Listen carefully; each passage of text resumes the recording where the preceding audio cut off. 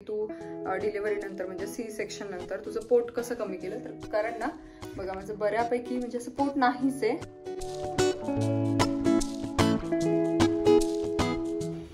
आईनं ठरवलं नाही काही करू शकते.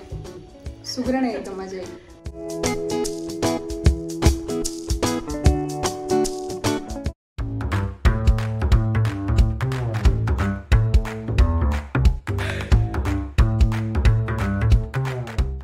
हाय हॅलो नमस्कार, कसे आहेत? मजेत ना? मजेतच असायला हवं. मी भक्ती तुमच्या सगळ्यांचं खूप मनापासून स्वागत करते आपल्या चॅनलमध्ये. आणि आत्ता वाजलेले सकाळचे 10. माझा नाश्ता झालाय आणि आईचा आणि यांचा नाश्ता बाकी आहे, कारण ह्या दोघांना आज नाश्त्यामध्ये वेगळं आहे. आणि माझ्यासाठी आज वेगळा पदार्थ बनला होता. ऑफकोर्स उपमा बनला होता आणि आज त्यांच्यासाठी बनणार आहेत मेदूवडे. तर मागे ना मी एका शॉर्टमध्ये दाखवलं होतं की मेदूवडे बनवलेले होते आणि आईने बनवले होते फर्स्ट टाइम आणि ते खूप छान झाले होते. क्रिस्पी आणि मस्त शेपसुद्धा खूप छान झाला होता. त्याने हातावरच केले होते. तर ते बऱ्याच जणांची रिक्वेस्ट होती की तू त्याची रेसिपी शेअर कर. त्याचबरोबर खूप दिवसांपासूनची एक रिक्वेस्ट आहे की तू घावण्याची एक रेसिपी शेअर कर. ते सुद्धा बाकी आहे. आई जायच्या अगोदर मी ती सुद्धा तुमच्यासोबत रेसिपी शेअर करणार आहे. पण आज ना मी तुमच्यासोबत मेदूवड्याची रेसिपी शेअर करते आणि त्याचबरोबर बाकी दिवसभरात काय काय होतंय हे मी शेअर करते. सो असंच का. आता इथे ना आईनी सगळी तयारी करून ठेवली. इथे डाळ भिजत घातली आहे आणि मला तिकडे बोलावा आलेला आहे. सो चलो. तर वडे बनवण्यासाठी ना सगळ्यात सुरुवातीला उडदाची डाळ रात्रीच भिजत घातली होती. ही सकाळी सुद्धा भिजू शकता, पण सकाळी काय होतं मग थांबावं लागतं जास्त वेळ. मग लवकर जर बनवायची असतील ना तर रात्री भिजवून ठेवली तर सकाळी पटकन वडे बनवू शकतो. आणि मग ती मिक्सरमध्ये वाटून घ्यायची. वाटताना बारीक वाटायची, पण त्याच्यामध्ये ना पाणी घालायचं नाही आहे. पोह्याचे चमचे जे असतात तर ते 2 ते 3 चमचा पण घालू शकतो, कारण पाणी जर जास्त झालं तर वड्यांचा शेप नंतर व्यवस्थित येत नाही. सो तुम्ही इथे कन्सिस्टन्सी इथे बघू शकता. आणि त्याच्यानंतर त्याच्यामध्ये घालायचं चवीपुरतं मीठ. त्याचबरोबर हिरवी मिरची, लहान मुलं असतील तर हिरवी मिरची टाळा, कारण मग ती एकदम दाताखाली जर आली ना तर खूप जास्त तिखट लागतं. थोडीशी कोथिंबीर आणि अद्रक अशी थोडीशी खिसून घातली आहे आणि थोडंसं फेटून घेते आहे. खूप जास्त फेटायचं नाही, नाहीतर खूप फेटलं तर त्याच्यामध्ये एअर तयार होतो आणि ते ना नंतर तेलामध्ये टाकल्यानंतर फुटण्याची शक्यता असते. आणि नंतर थोडंसं सोडा टाकलाय. सोडासुद्धा जास्त घालायचा नाही. आता मी दाखवलं आहे बघा तुम्हाला. तर खूप सोडा जर झाला ना तर मग वडे खूप जास्त ऑइली होतात. तर आता हे जी पद्धत सांगितलेली आहे ना त्यानुसार वडे ऑइली पण होणार नाही आणि क्रिस्पी पण होतात, छान होतात. आता इथे सांबर रेडी आहे माझं. सांबरची रेसिपी ना खूप जुने रेसिपीचे ब्लॉग तुम्ही बघू शकता, तर तिथे अपलोड केलेली ऑलरेडी. त्यामुळे मी काही तुमच्यासोबत सध्या शेअर नाही केली. त्यानंतर हाताला पाणी लावायचं भरपूर असं आणि वड्याचं पीठ घ्यायचं आणि गोल करून त्याच्यामध्ये एक होल पाडायचं. बघा तुम्ही आत्ता जसं बघितलं तसं पाणी जास्त लावायचं जेणेकरून वडे हाताला चिटकत नाहीत. आणि त्यानंतर फक्त तळून घ्यायचे. बस वडे आपले रेडी आहेत.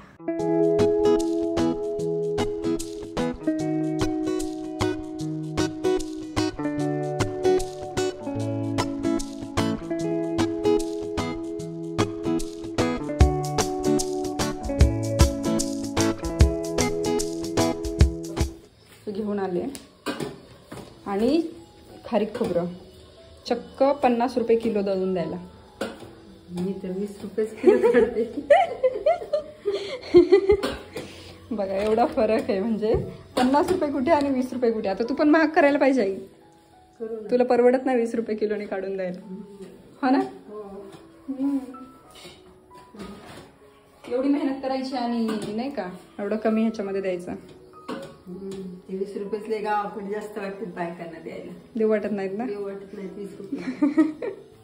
पण आता इथे द्यावंच लागतात. काय करते? भाजी वाटाणा ओके आणि भाजी आणि चपाती. सकाळचे मेदूवडे पण भारी झाले होते. म्हणजे मला तेवढे काही खायला नाही मिळाले. मी टेस्ट करून बघितलं, पण मी जे बनवले होते ना त्याच्यापेक्षा आई आल्यानंतर एकदा बनवले होते मी, हो ना? म्हणजे तेव्हा पण तूच बनवले होते. मी फक्त ते तुला 1-2 तळून दाखवलेले. आणि त्याच्यानंतर आत्ता आईने जे बनवले होते ना ते एकदम नेक्स्ट लेवलचे होते. म्हणजे एकदम कमाल. एकदम भारी. तेव्हा आता रेसिपी मी तुम्हाला शेअर केलीच आहे. सो ती सुद्धा नक्की बघा आणि त्याप्रमाणे नक्की करा. सो खूप तेवढेच आतमध्ये तेवढेच स्पॉन्जी आणि बाहेरून तेवढेच क्रिस्पी, एवढं मस्त टेक्स्चर जमलं होतं. खूपच भारी. आईनं ठरवलं नाही काही करू शकते. सुगरण आहे एकदम माझी आई. मग आईला नेहमी वाटतं अशा नवीन रेसिपी ट्राय करायला नको, कशाला करायचं, पण सुगरण आहे एकदम. जे करेल ते भारीच जमतं. आणि आता आई गेल्यानंतर ना मी एकदम मिस करणार आहे ह्या सगळ्या गोष्टी, कारण आईच्या हातची साधी चपाती भाजी जरी आई करते ना तर ती अशी आवडीनं खाऊ वाटते. आणि माझ्या हातचं मी कितीही 8 करून बनवला, तुम्हाला खाण्याची इच्छा नाही. तू इकडून गेल्यानंतर काय मिस करणार? मला पण खूप बाळाची आठवण. जास्त बाळाची येईल, माझी नाही येणार है ना. आणि माझं पण असं कंटिन्यू असतं ना ग, आई आई आई आई. तू झालं आला ते काय आला का नाही आवाज बघ बाळाचा, कुई कुई कुई कुई. चलो, तुम्ही विचारता ना मला की तू कसे व्हिडिओज बनवते, हे असे बनवते. सो तिचा रडण्याचा आवाज आला की मग इकडे यायचं, थोडासा झोका द्यायचा, मग ती शांत झोपते आणि त्यानंतर मग आपलं कंटिन्यू करायचं जसं होईल तसं. आणि जेव्हा ती आराम करते ना तर तेव्हा मग म्हणजे जेव्हा ती पूर्णपणे झोपलेली असते शांत, तर मग तेव्हा व्हिडिओचं एडिटिंग करायचं, हे असं चालू असतं. आता बऱ्याच जणांना ना बऱ्याचशा कॉमेंट्सला मला रिप्लाय देणं शक्य नाही होत, कारण हेच कारण आहे, बाकी काही नाही. की तुमच्या खूप सारे कॉमेंट्स येत असतात बेबी रिलेटेड किंवा माझ्या रिलेटेड, आणि त्या 90% कॉमेंट्स ना त्यातल्या खूप रिपीटेड असतात. त्याच्यामुळे मग दरवेळी मला रिप्लाय देणं तिथे शक्य नाही होत. कारण होतं असं की जेव्हा बेबी झोपलेलं असतं तेव्हा मला एडिटिंग करायचं असते, शूट करायचं असतं, आणि त्याचबरोबर मला सुद्धा थोडीशी रेस्ट घेण्याची गरज आहे, त्यामुळे रेस्ट पण करायची असते.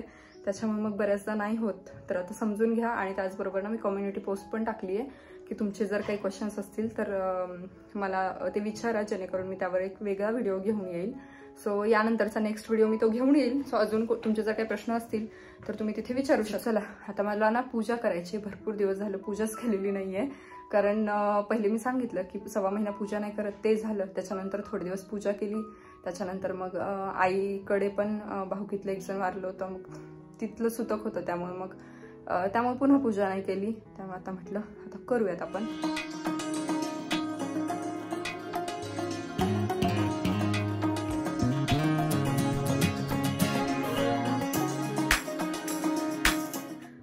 तर आता अगोदर पूजा केली आणि त्याच्यानंतर मस्तपैकी जेवण केलं, कारण आता बेबी उठायची पण वेळ झाली आहे. म्हटलं मग मध्येच जर ती उठली तर आपल्या सगळ्याच गोष्टी राहून जातील.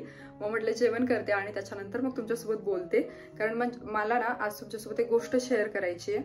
मला भरपूर अशा व्हिडिओच्या खाली एक कॉमेंट होती की तू डिलिव्हरी नंतर म्हणजे सी सेक्शन नंतर तुझं पोट कसं कमी केलं. तर कारण ना बघा, माझं बऱ्यापैकी म्हणजे असं पोट नाहीच आहे जवळपास, जे की माझं पहिले पण नव्हतं, पण भरपूर वेळा डिलिव्हरी नंतर असं पोट दिसायला लागतं, किंवा ओटी पोट जे आहे ना तर ते दिसायला लागतं. तर तू त्याच्यासाठी काय केलंस, कारण भरपूर मुलींच्या माझ्यासोबत डिलिव्हरी झालेल्या आहेत, सो त्यांना फायदेशीर ठरेल म्हणून हा बऱ्याचदा प्रश्न होता. आणि मग अशी मी तुम्हाला सांगितलं की तुमचे जे काही प्रश्न आहेत तर ते मला कम्युनिटी पोस्ट खाली विचारा, जेणेकरून मी त्याच्यावरती एक वेगळा व्हिडिओ घेऊन येईल.